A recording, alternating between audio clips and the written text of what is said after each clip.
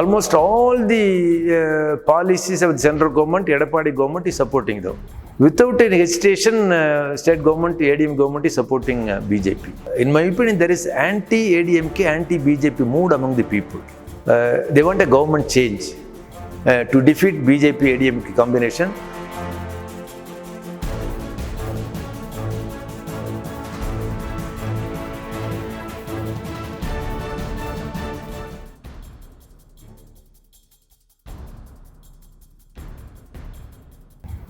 We have put up 6 candidates. Out of 6, one is a woman comrade. In my opinion, we can win all the 6 constituencies. From East Tanjore, Nagapattinam, Kizhvalur, so one constituency. Then Gandharva from Pudukkottai, another part of Madurai, Tirupparamkundram, then Dindikkal, Kovilpatti, then Arur. So with the help of my allies, DMK, CPM, CPI, Vidudhala Chirithai, Congress, MDMK, I hope we can win all the seats. Out of 6, 3 seats are reserved constituency. Our candidates are all, many of them are full-timers, that is full-time party workers. We have decided them as candidates because they hail from those areas. They are the fighters for the cause of the people in those areas. That's why we have chosen them. I think we can win all these 6 seats with the help of our party's allies here.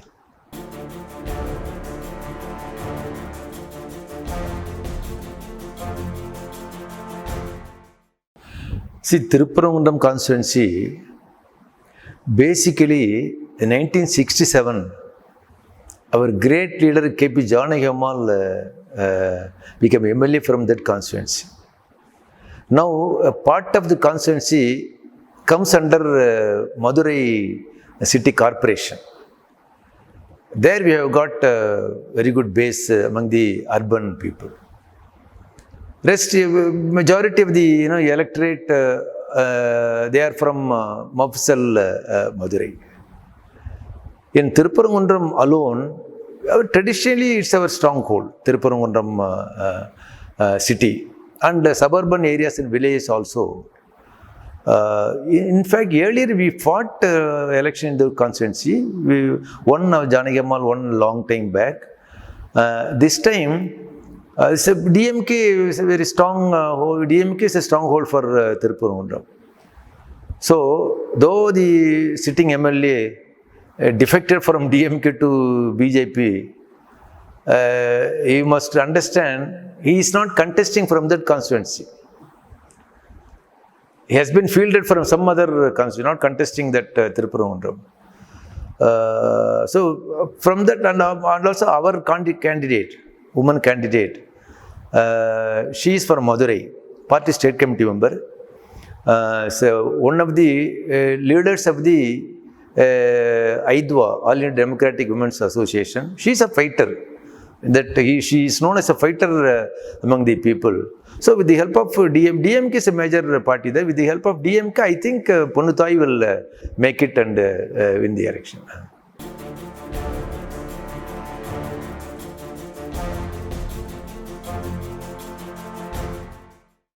See, winning chance of a candidate of a political party or some combination of political parties depends upon the given political situation. Now, not only in Kovilpatti, Tirupparamkundram, all over the state, in my opinion, there is anti-ADMK, anti-BJP mood among the people. They want a government change. So, overall, this is the situation. In Kovilpatti, our party candidate, Comrade Srinivasan, has won he became councillor thrice from that municipality, Kovilpatti municipality. And he had been a city party secretary for so many years. He's a fighter there. He's known to everyone in the city municipal limit. Beyond that, Kovilpatti block also, our party is strong.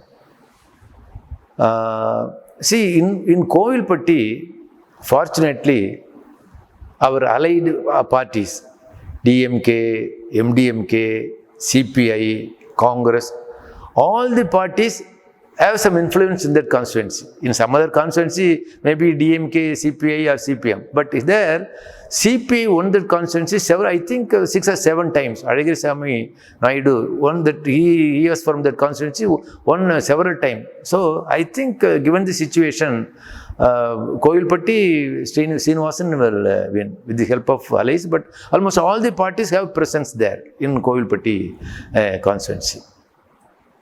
That is Kovilpatti city, then Kovilpatti block, then Kayataru. So all these things, that is information I get from our comrades who are working in the constituency now.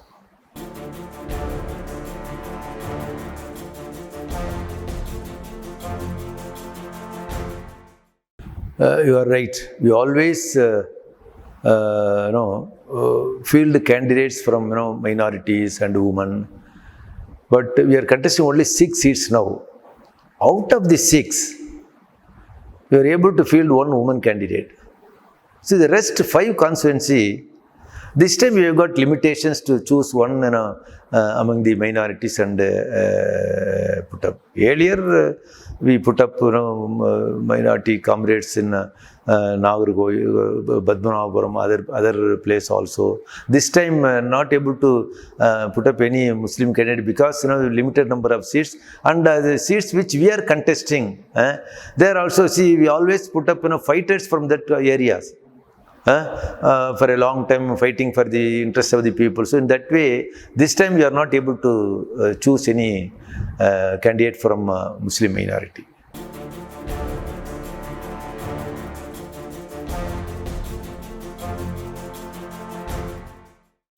See, the 6 seats which we are contesting, 3 constituencies are reserved constituencies. That itself shows 50% of seats which we are contesting, we are fielding Dalit comrades there. So it goes very well. So only in the other 3, we put up other comrades. So one among the 6 comrades is OBC. So women and OBC and 3 candidates are reserved constituencies. It goes well.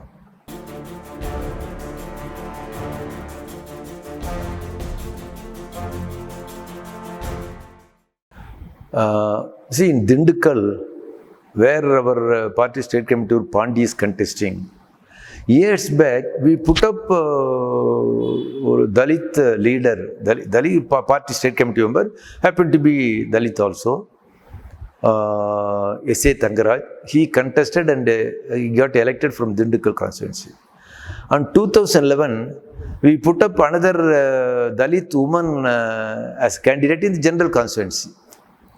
In Chennai also 2011, from Madurai, it's a general constituency. We put up a Dalit comrade there.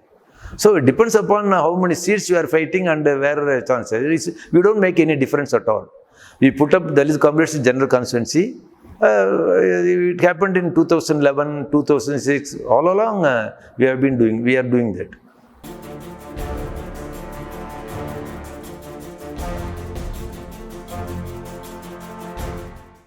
In Tamil Nadu, all along in the last few years, during the second tenure of ADMK government after Edappadi Palaniswamy became the chief minister, almost all the policies of the central government, Edappadi government is supporting them. For example, 3 farm bills. Without any hesitation, state government, ADM government is supporting BJP. And labor legislations, they have brought about 4 legislations curbing all the rights of the working class. That also ADMK government supported. Even education policy on the only one question of language, 3 language formula. Other than that, all the other aspects of education policy, ADMK government is supporting them. Unfortunately, Article 370, abrogating the special status given to Jammu Kashmir, they also supporting. Then Citizenship Amendment Act, ADMK is supporting. So BJP using their power at the center, they pressurize, they make ADMK support all their policies. Now to defeat the ADMK, BJP combine, left alone cannot do it. CPM and CPI cannot do it. So in the given situation, to defeat ADMK, BJP combine, we will have to go with the DMK, Congress, CPI, VCK, MDMK, to defeat BJP, ADMK combination, and allow, don't allow BJP to make inroads into Tamil Nadu. Then it will become a very difficult situation. See, BJP, once they ally with the regional party, they get some foothold. In Karnataka, you must be knowing, they had understanding with JDS. Kumarasamy was made as the chief minister. Then later on, now who is in power? BJP. In Assam, AGP, BJP had understanding with the AGP. Now BJP is in power in Assam. Bihar also, practically, BJP is single largest party in Bihar now. But Nitish Kumar, I think his constituency cut into size, and only half of constituency he was able to win. So now in Bihar, anytime we cannot say what BJP will do. So in that case, if BJP is trying to make its inroads in Tamil Nadu, it is for the left to defeat BJP ADP combination. That is the sole reason, important reason for us to go with DMK.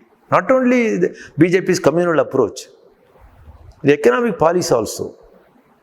Economic policy is without listening to the people, opinion of the people. See, the last 4 days, March 50th and 60th, about 10 lakh bank employees and officers went on a strike, 2-day strike.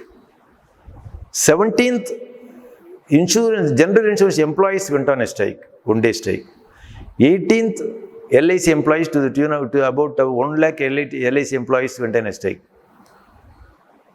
What is the demand of the strike? No wage revision, no demand for bonus, no dearness allowance. Single demand is don't privatize. Don't privatize the banks. Don't privatize GIC. Don't privatize LIC. See, on 18th, when more than 1 lakh of insurance employees went on a strike, Finance Minister moved a bill allowing 74% of foreign direct investment in life insurance. So, and also farm bills, So, against the economic policy pursued with BJP government, against their communal approach.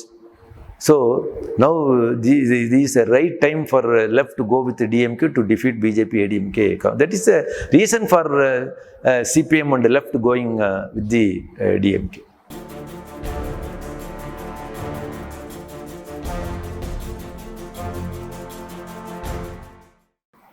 Definitely, see, during the last 5 years, CPM on its own and the organizations which we lead, trade unions, youth, women's movement, student movement, some other organizations, we organize independent struggles on people's issues. If necessary, we will go have a joint. We will go with the joint action with the DMK or some other parties. So on people's issues, we always mobilize people, go for independent strike or demonstration or picketing or other things. When the election comes, given the situation, we decide we have to have tactics.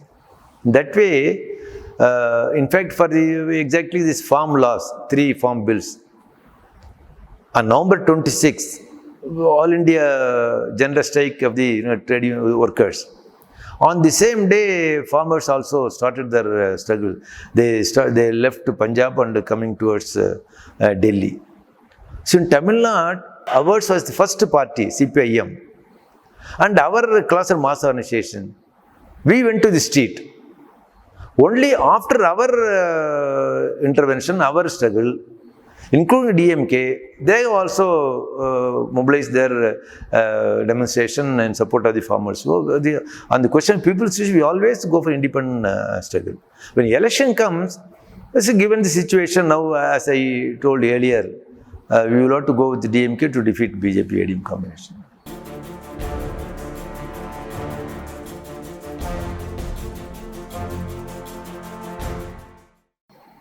See, in Tamil Nadu, our party state committee, 10% of the state committee members are women. We have a representation for youth, student, Aidu also.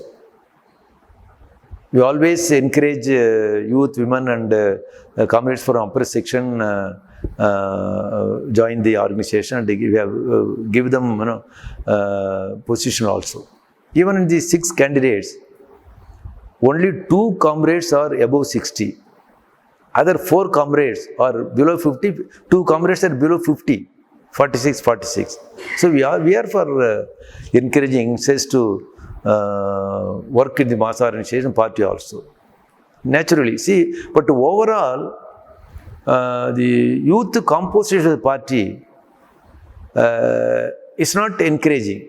That we try to mobilize more number, we try to recruit more number of youth into the party, youth, students, women and young workers. That we are making steps to enroll more number of youth into the party. But whether it's a question of fielding candidates in the assembly election or party state committee, we always for encouraging youth people to elect them and elect them into the party committees also.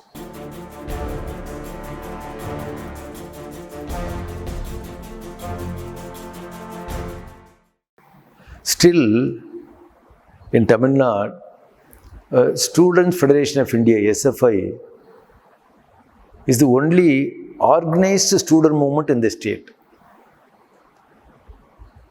I think the membership is about more than 3 lakh. The weakness in the Tamil Nadu, student movement is majority of the government colleges and private institutes also, they don't hold students winning elections. Unlike in JNU, other states, Rajasthan, even in Bengal, Delhi, other states, they conduct elections. But in Tamil Nadu, Manomaniyam Sundaram universities, they hold elections. But majority of the districts, majority of the colleges, they don't hold elections. So, for the student movement, student union is one of the important forum for them to articulate their demands and mobilize the students and go to the students. So in that way, though students, the SFI is making all efforts to organize the students, but still this is most organized student movement in the state. But there are certain weaknesses, unlike JNU or JNU, that is a different combination. See, you know the procedure in JNU admission. Very novel policy. In fact, you must be knowing, when Prakash Karath was the secretary of the Students' Union in JNU, K.R. Narayan was the chancellor of the JNU University. In those period, Prakash Karath, as on behalf of the student union, they put up some new rules, norms for admission.